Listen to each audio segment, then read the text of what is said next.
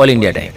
નમસ્કાર દર્શક મિત્રો, દેડિયાપાડા પોલીસ સ્ટેશન વિસ્તારના રાલદા ગામના બસ સ્ટેન્ડ પાસે રોડ પરથી વિદેશી દારૂ કુલ કિંમત 6,33,600નો મુદ્દામાલ ઝડપી પાડી પ્રોહિબિશનનો ગણનાપાત્ર કેસ શોધી કાઢતી એલસીબી નર્મદા. અટક કરેલ આરોપી રિઝવાન સિરાજ અહેમદ મિરિયાસી રહે બની જામા મસ્જિદ પાસે, પોસ્ટ કાસીમોર, તાલુકો સલોન, જિલ્લો રાયબરેલી, ઉત્તર પ્રદેશ.